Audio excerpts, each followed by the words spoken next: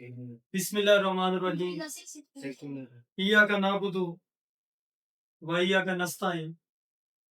Dear students, second year class physics lecture जो हमने start किया हुआ है। प्रीवियस लेक्चर में हमने बुनियादी तौर पे अहम ज़ला के हवाले से जो है वो भी डिस्कस किया था, और उसके अलावा जो अहम ज़ला से आगे पैरेलल के बारे में हमने पढ़ा, फिर सीरीज के बारे में पढ़ा एज अ कैपेसिटर के तौर पे। फिर उसके बाद एक और लेक्चर था जो मैंने डिलीवर आपको किया। आज का जो लेक्चर है वो थोड़ा सा चेंज है, उनसे हट के है। आज हमने पढ़ना है रियोस्टेट। अब रियोस्टेट क्या है जी? रियोस्टेट क्या चीज क्या होती है, इसके हवाले से आज हम पढ़ेंगे। वैसे तो हमने प्रीवियस रेजिस्टेंस के लेक्चर में जो डिस्कस किया है, हम जानते हैं कि रेजिस्टेंस बुनियादी तौर पे करंट को अपोज करती है। रेजिस्टेंस बुनियादी तौर पे करंट को अपोज करती है, और हमने ये भी पढ़ा है कि जो करंट का रिलेशन है रेजिस्टेंस के साथ, वो बुनियादी तौर पे इनवर्स रिलेशन है। अब सर वो कैसे इनवर्स रिलेशन है? अगर आपके पास करंट ज्यादा फ्लो करेगा तो रेजिस्टेंस कम हो जाएगी, और अगर आपके पास करंट कम फ्लो करेगा तो इसका मतलब ये होगा कि रेजिस्टेंस ज्यादा हो जाएगी। ये ब्लैक मार्कर का आईडी दिख रहा है। तो ये आपके पास इसका एक इनवर्स प्रोसेस जो हमने डिस्कस किया। तो किसी भी सर्किट के अंदर जब करंट पास करता है तो उसके अंदर रेजिस्टेंस भी लाजमी होती है। ये बात आप कभी ना भूलिएगा, रेजिस्टेंस भी उसके अंदर लाजमी होती है। एक रेजिस्टेंस वो होती है जो इंटरनल, जो आपके पास अंदरूनी होती है, जिसे आप इंटरनल कहते हैं, और एक होती है एक्सटर्नल, जो आप रेजिस्टेंस खुद लगाते हैं। समझ रहे हैं बात को? तो आज हम उसी रेजिस्टेंस के हवाले से डिस्कस करेंगे जो हम रेजिस्टेंस बुनियादी तौर पे बाहर से जो इफेक्ट करेंगे, जो हम बाहर से यूज करेंगे। मैं दोबारा रिपीट कर रहा हूँ, किसी भी सर्किट में से जब करंट पास करता है तो उसके अंदर रेजिस्टेंस होती है, लाजमी होती है। लेकिन एक रेजिस्टेंस वो होती है जो आप खुद लगा रहे होते हैं, मतलब उस रेजिस्टेंस को आप खुद चेंज कर रहे होते हैं, या ज्यादा कर रहे होते हैं या कम कर रहे होते हैं with the help of alloy. Alloy अब क्या है, इसके बारे में मैं अभी डिस्कस करता हूँ। कि मटेरियल होता है जिसकी हेल्प से आप रेजिस्टेंस को कम या ज्यादा कर सकते हैं। अब देखें इसकी जो कंस्ट्रक्शन है, अगर मैं इसकी कंस्ट्रक्शंस की बात करूं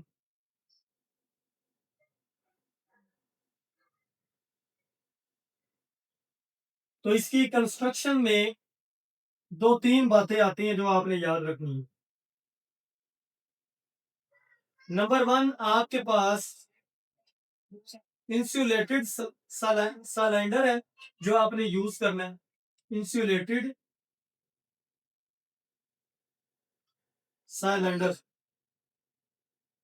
एक ये यूज करना है। और नंबर टू पे आपने जो यूज करना है वो मैग्नाइन वायर है। अब ये मैग्नाइन वायर के बारे में मैं आपको बताता हूँ कि मैग्नाइन वायर क्या होता है। और नंबर थ्री पे आपके पास जो है वो कनेक्टिंग टर्मिनल्स है। कनेक्टिंग टर्मिनल्स, ये चीज। अब मैग्नीन वायर जो है ये बुनियादी तौर पे आपके पास क्या है, मैं मैग्नीन वायर के बारे में आपको थोड़ा सा डिस्कस कर दूं। तो जी, अच्छा, ये मैग्नीन वायर जो है, एक तो उर्दू में जो इसको डिफाइन कर सकते हो, अभी भाई बता रहा है कि इसका मतलब होता है जिसके ऊपर कोट ना हो, यानी आम अल्फाज में आप कह सकते हैं कि नगी था। लेकिन असल में जो मैं बताना चाह रहा हूँ कि मैग्नाइन वायर होती क्या है, इसको जरा सुनिए, गौर से सुनना आपको। मैग्नाइन वायर का मतलब यह है कि आपने ये वो मटेरियल यूज किया है जिसमें से करंट ज्यादा पास कर सके। यानी आपने कोई वो भी मटेरियल यूज नहीं करना कि जिसमें से करंट बिल्कुल ही जो है वो पास ना करे। आपने दरमियाना मटेरियल रखना है जिसमें से करंट पास भी हो जाए और करंट ना भी थोड़ा सा पास हो। लेकिन मैग्नाइम वायर जो है ये बुनियादी तौर पे इसमें से करंट ज्यादा पास होता है और रेजिस्टेंस जो होती है वो कम होती है, इसलिए ज्यादातर इसको सर्किट में यूज किया जाता है मैग्नाइम वायर को। क्यों? क्योंकि इसमें करंट जो है वो फ्लो ज्यादा करता है और जो रेजिस्टेंस है वो इसमें क्या होती है, कम होती है। तो ये इस वजह से आप इसको यूज करते हैं। अब यहाँ पर क्योंकि मैंने अभी बात की इंसुलेटेड साइलेंडर की, तो ये बुनियादी तौर पे क्या है, यहाँ पर एक टर्मिनल मैं ले लेता हूँ, एक ये मेरे पास टर्मिनल, और इसके दरमियान में कुछ सिलेंड्रिकल बना देता हूँ जी। अब ड्राइंग मेरी थोड़ी सी वीक है लेकिन फिर भी कोशिश करूंगा। ये जनाब एक ये आपके पास और एक वो टर्मिनल है, इसको मैं ऐसे कर दूंगा। इसको मेरा बेटा इधर आप ए का नाम दें, ये बी का नाम, ये दो फिक्स टर्मिनल है, और ये जो दरमियान में है ये बुनियादी तौर पे आपने यूज किया है रेजिस्टेंस को, इसको टर्मिनल सी का नाम दिया। ये तवज्जो से बात सुनिए, ये आपके पास एक टर्मिनल ए है, एक टर्मिनल बी है, और ये आपके पास सी टर्मिनल जो यूज कर रहे हैं आप, ये एज अ रेजिस्टेंस के लिए कर रहे हैं। यानी रेजिस्टेंस को कम या ज्यादा आप कैसे कर सकते हैं उसको, उसके हवाले से हम देख लेते हैं। इसकी डायग्राम मैं अगर अलग से बनाऊं तो आप यूं कहेंगे, यही जो ये आपके पास टर्मिनल है वो ए है फिक्स, और ये बी है, और इसके ऊपर वही जो आपके पास सी जो है ये एक आपके पास वेरिएबल रेजिस्टेंस है। आप यूं भी कह सकते हैं सी बुनियादी तौर पे आपके पास वेरिएबल रेजिस्टेंस है, ये आपके पास वेरिएबल रेजिस्टेंस आ रही है। अच्छा, वैसे अगर मैं रियोस्टेट के बारे में बात करूं तो रियोस्टेट की डेफिनेशन कोई बच्चा मुझे बताएगा कि रियोस्टेट क्या होती है? एनीवन? पहले तो इसकी डेफिनेशन का पता होना चाहिए। देखिए रियोस्टेट क्या होती है, मैं इसकी डेफिनेशन करने लगा हूं जी, अगर आपको नहीं पता तो। रियोस्टेट बुनियादी तौर पे बहुत ही सिंपल डेफिनेशन आपकी बुक में थोड़ी सी टेक्निकल लिखी हुई है, तो बुनियादी तौर पे ये जो डेफिनेशन मैंने सर्च आउट की है, ये चैट जीपीटी की हेल्प से मैंने इसको फाइंड आउट किया है, और ये डेफिनेशन बहुत अच्छी है। ये बहुत ही सिंपल डेफिनेशन है। रियोस्टेट बुनियादी तौर पे आपके पास क्या है कि rheostat is a type of variable resistor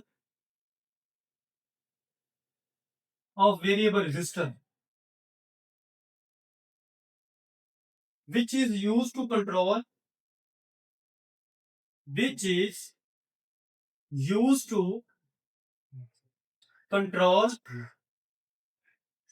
which is used to control the flow of electric current, the flow of electric the flow of electric current by manually, आप कह सकते हैं, चलिए ये लफ्ज भी लिख ले, बाय मैनुअली। अब मैनुअली का बाद में मैं इसको डिस्कस करता हूँ अगर किसी को नहीं समझ इस लफ्ज की। बाय मैनुअली इंक्रीजिंग और डिक्रीजिंग इट्स रेजिस्टेंस। ये डेफिनेशन आप देख सकते हैं, आपकी बुक में नहीं दी हुई। मैंने इस डेफिनेशन को काफी मतलब गूगल से भी सर्च किया, जो जो जहां जहां से मतलब आप कह सकते हैं कि आप सर्च आउट कर सकते हैं, तो बुक से भी थोड़ी सी टेक्निकल लिखी हुई है। तो ये डेफिनेशन जो है मैं भी किसी नोट में दी हो नोट्स के अंदर, क्योंकि जो चैट जीपीटी भी है वो भी जाहिर बात है कहीं ना कहीं डेफिनेशन लिखी होगी तो उसने सर्च आउट की है। तो ऐसे नहीं कि चैट जीपीटी ने ये खुद बनाई है, ऐसी कोई बात नहीं। ये कहीं ना कहीं से उसको सोर्स मिला है, तो उसने यहाँ पर जो है वो शो करवाया। अब देखिए ये डेफिनेशन कितनी ज्यादा आसान है कि rheostat is a type of variable resistor, यानी आपके पास रियोस्टेट बुनियादी तौर पे एक वेरिएबल रेजिस्टर है which is use to control the flow of electric current. वो तो हमें पहले भी पता है कि बुनियादी तौर पे रेजिस्टेंस यूज ही इसलिए होती है कि करंट के फ्लो को क्या करने के लिए, कंट्रोल करने के लिए। लेकिन इसमें न्यू चीज क्या है सुने, करंट बाय मैनुअली इंक्रीजिंग और डिक्रीजिंग इट्स रेजिस्टेंस। मैनुअली का मतलब ये होता है कि ये आपके इख्तियार में है। आप रेजिस्टेंस को ज्यादा भी कर सकते हैं, आप रेजिस्टेंस को कम भी कर सकते हैं। देखिए, मैंने आपको लेक्चर के शुरू में एक बात कही। मैंने कहा कि बुनियादी तौर पे जिस सर्किट में से करंट पास हो रहा हो, तो याद रखिएगा उसकी रेजिस्टेंस होती है, लेकिन वो मैनुअली नहीं होती। वो उस सर्किट की खुद रेजिस्टेंस होती है, वो उसने खुद कंट्रोल करना होता है। लेकिन ये जो रेजिस्टेंस है rheostat, with the help of rheostat you have to use the resistance less or greater, यानी आप इसको ज्यादा भी कर सकते हैं और इसको कम। मैं इसके लिए लफ्ज यूज करूंगा वेरिएबल, यानी आप यहां पर जो रेजिस्टेंस है वो वेरिएबल है। वेरिएबल का मतलब ये होता है चेंज। अगर वेरिएबल का मैं यहां पर दूसरा लफ्ज लिखूं तो आप उसको कहेंगे चेंज, मतलब आप उसको चेंज कर सकते हैं। कम भी उसको रेजिस्टेंस को कर सकते हैं और ज्यादा भी कर सकते हैं। अब आइएगा जरा इधर, मैनुअली का आपको अब समझ आ गई होगी। मैनुअली का मतलब ये होता है, मैं दोबारा बता देता हूँ, कि ये आपके इख्तियार में, आप इसको रेजिस्टेंस को ज्यादा करें या कम करें, आप कर सकते हैं। लेकिन अगर सर्किट में से करंट पास हो रहा है, वो आपके इख्तियार में नहीं है, उसकी रेजिस्टेंस आप कम या ज्यादा नहीं कर सकते। हाँ, ये है कि आप अगर करंट वोल्टेज को इंक्रीज कर दें, और वोल्टेज के इंक्रीज करने से करंट की जो आप कह रहे हैं एवरेजिंग तादाद है, वो बहुत ज्यादा फ्लो करेगी। जब करंट ज्यादा फ्लो करेगा, उससे भी रेजिस्टेंस आपकी क्या हो जाएगी, कम हो जाएगी। लेकिन डायरेक्टली आप नहीं कर सकते, यानी अगर आप विदाउट करंट के रेजिस्टेंस को डायरेक्टली कम करना चाहें तो ये आपके इख्तियार में नहीं है। लेकिन रियोस्टेट आपको ये इख्तियार दे रहा है। कौन सा है? ये भी रेजिस्टेंस से मुतालिक ही है, लेकिन इसका फायदा ये है कि आप with the help of rheostat आप अपनी जो रेजिस्टेंस है उसको मैनुअली तौर पे चेंज कर सकते हैं। सिंपल इज दैट, बस ये समझाना चाह रहा हूं।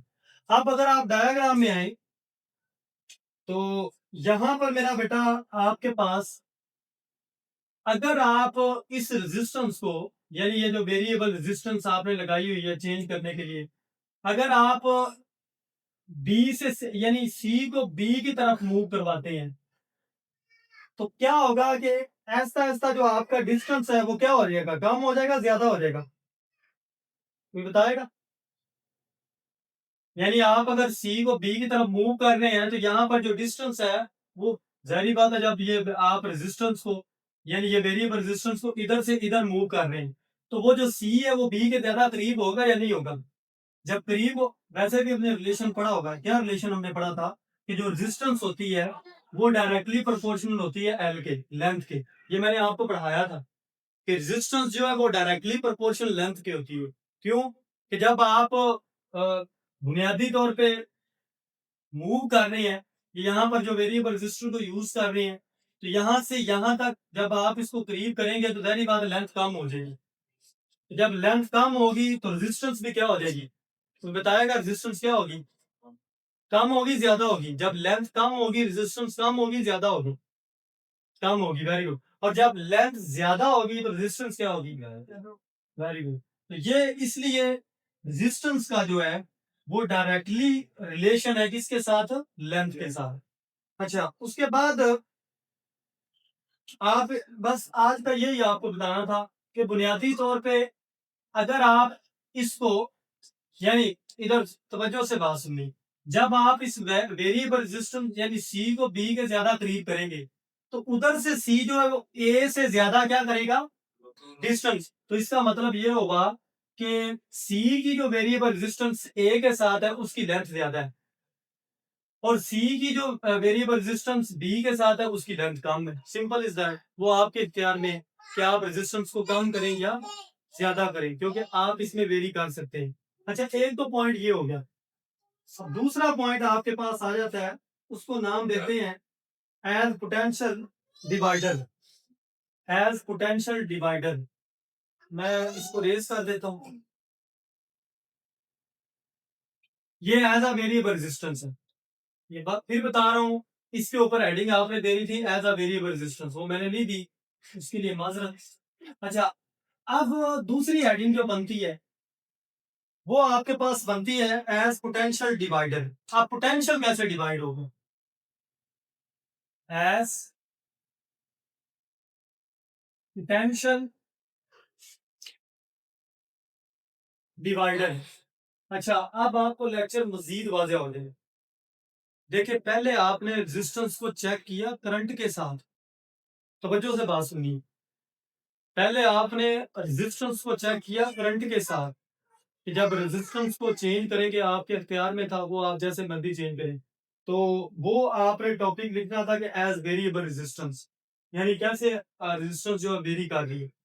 अब जब रेजिस्टेंस वेरी कर रही है तो उसका पोटेंशियल के ऊपर यानी क्या जो है वो इफेक्ट होगा, वो हम देखने जा रहे हैं। उसकी डायग्राम एक मैं आपको बना के दिखाता हूँ इधर। ये आपके पास लेट्स सपोज ये आपके पास एक बैटरी है, एक पर आप पॉजिटिव चार्ज और एक पर आपके पास नेगेटिव चार्ज। चार्जेस को मैं ब्लैक से शो कर रहा हूँ, इस तरह सारा मिक्स होगा।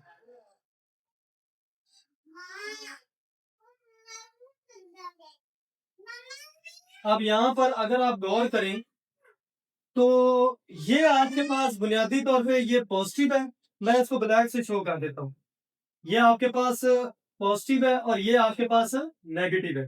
ये आपके पास रेजिस्टेंस है जिसको हम शुरू से यूज कर रहे हैं एज अ किसके तौर पे, सी के तौर पे। अब रेजिस्टेंस को आर नहीं करना क्योंकि ये वेरिएबल रेजिस्टेंस है, आप इसको चेंज कर सकते हैं। तो इसको मैं एज अ सी के तौर पे ले लूंगा। ये पॉइंट ए है और ये पॉइंट आपके पास बी रकम है। और यहाँ पर यहाँ से लेकर ये आपका जो पोटेंशियल बनेगा उसको मैंने बी का नाम दिया। अच्छा और ये आपके पास बुनियादी तौर पे यहाँ से यहाँ तक ये आपकी रेजिस्टेंस है, समझ आ रही है? बाकी मैं अभी बाद में बयान करता हूँ इसको जब मैं तफसील से बताऊंगा। अब ये मैंने कुछ पॉइंट्स ड्रा कर दिए आपकी आसानी के लिए। अब हमने ये चेक करना है कि एज अ पोटेंशियल के तौर पे वो रेजिस्टेंस के ऊपर यानी रेजिस्टेंस जो है वो पोटेंशियल के ऊपर क्या इफेक्ट करती है, उसको हम देखते हैं। उसको देखने के लिए ये जो मैंने ऊपर एडिंग दी है एज पोटेंशियल डिवाइडर, यानी पोटेंशियल कैसे डिवाइड होगा वो बता दिया कि ए से लेकर बी तक उसका डिस्टेंस क्या होगा, ज्यादा होगा। लेकिन अगर मैंने यहां से लेकर ए से लेकर मैंने चेक करनी हो, फर्ज किया ये सी तक या आर तक, तो यहाँ पर मैं जो डिस्टेंस ले लेता हूँ वो स्मॉल आर ले लेता हूँ। अगर मैं पूरा यूज करूंगा तो पूरा रेजिस्टेंस यानी आर यूज करूंगा। अगर मैं ए से लेकर कहां तक यूज करूंगा, इस आर तक, तो ये मैं स्मॉल आर दूंगा। समझ आ रही? मैं दोबारा अगेन रिपीट कर रहा हूँ। अगर मैं ए से बी तक ले रहा हूँ, चलो आप अगर कंफ्यूज हो रहे हो, अगर मैं ए से सी तक ले रहा हूँ स्मॉल आर लूंगा, अगर मैं ए से बी तक ले रहा हूँ तो कैपिटल आर रेजिस्टेंस मैंने शो करनी है। अब यहाँ पर एज पोटेंशियल डिवाइडर में आप जानते हैं क्योंकि हम करंट की बात कर रहे हैं, करंट का फॉर्मूला क्या होता है, I will be equal to V by R. I will be equal to V by R, potential divided by क्या आपके पास रेजिस्टेंस। अब यहाँ पर क्योंकि मैं बात कर रहा हूँ बी से सी की, तो ये आ जाएगा वी बी सी, क्योंकि वी बी सी ये देखिए ना बी सी। समझ आ रही है? हम रेजिस्टेंस की बात कर रहे हैं तो ये बराबर किसके आ जाएगा, आई आर के। पढ़ा होगा ना हमने, वोल्टेज किसके बराबर होता है, आई आर के। तो बी सी मैंने क्यों लगा दिया, बी सी से घबराना नहीं है कि पता नहीं ये क्या आ गया। तो ये यहाँ पर हमने जो यूज किया है ये बी है और ये क्या है, एज अपने वो जो रेजिस्टेंस हम यूज कर रहे हैं वो सी के तौर पे ले लें। V B C is equal to I R. अब हम जानते हैं कि आई जो है वो किसके बराबर होता है, वी ओवर आर के, और मल्टीप्लाई बाय ये वाला आपके पास यहाँ पर आप एक काम करें स्मॉल आर यूज कर, बी बाय कैपिटल आर, और ये आपके पास मल्टीप्लाई बाय आर। ठीक हो गया सर? अब यहाँ पर ये जो वी बी सी है वो आपके पास बराबर किसके आ जाएगा, इसको जरा अगर मैं वी को साइड पे कर दूं तो small R divided by capital R, ये चीज आपके पास जो है वो आपने वोल्टेज निकाली है। अब यहाँ पर ये आपको ये बता रहा है कि अगर आपके पास ये जो वोल्टेज है बुनियादी तौर पे जब आप बी से लेकर सी तक यूज कर रहे हैं या ए से लेकर बी तक पूरा यूज कर रहे हैं तो आपका वोल्टेज जो है वो पूरा यूज होगा। लेकिन अगर जब आप बी से सी तक यूज करेंगे तब आपके पास जो वोल्टेज यूज हो रहा है वो R small R divided by R use हो रहा है। यानी वोल्टेज जो है वो बुनियादी तौर पे, मैं फिर दोबारा ये बात रिपीट कर देता हूँ कि जब आपके पास ओवरऑल आपने ए से लेकर बी तक यूज करेंगे, तब आपके पास वोल्टेज पूरा पूरा क्या हो रहा है, यूटिलाइज हो रहा है। लेकिन जब आप मेरा बेटा यहां से लेकर, यानी लेट्स सपोज आप बी सी, ये आपके पास बी और ये आपके पास सी है, ये यूज कर रहे हैं, तो ये small R divided by R, ये आर क्यों है, ये रेजिस्टेंस है ओवरऑल। ओवरऑल रेजिस्टेंस जो है, ये स्मॉल आर शो करता है कम रेजिस्टेंस को। मैंने आपको पहले लेक्चर में क्या बताया था कि जब आपके पास लेंथ जितनी ज्यादा होगी, रेजिस्टेंस उतनी क्या होगी, लेंथ जितनी कम होगी, रेजिस्टेंस उतनी क्या होगी। बस सिंपल सा ये लॉजिक है कि अगर आप पूरी ये यूज कर रहे हैं ए से लेकर बी तक, तो आपका वोल्टेज पूरा यूज होगा, अदरवाइज ये आपके पास स्मॉल यूज होगा। आज का ये ही आपका लेक्चर है। ये बुनियादी तौर पे शॉर्ट क्वेश्चन में आता है हमेशा। अगर ये शॉर्ट में आता है तो आपको इसकी डेफिनेशन करनी चाहिए, इसकी कुछ कंस्ट्रक्शन और ये फॉर्मूला, बस ये चीजें यहाँ आपने इसमें डिस्कस करनी है। मजीद मैंने ग्रुप के अंदर जो शेयर किया था रियोस्टेट के बारे में एक टॉपिक पूरा, उसको आप देख लीजिएगा। समझ आ रही है? आप बेशक अपना ग्रुप खोलेंगे तो वहां पर आपको पता चल जाएगा कि वहां पर रियो स्टेट का पूरा एक टॉपिक मैंने एक तफसीलन जो है वो उसमें रखा है। जो बातें मैंने की हैं वही सारी वो इंग्लिश में मेंशन है। समझ आ रही है? तो आज के लिए इतना ही। दुआ में याद रखिएगा। अल्लाह हाफ़िज़।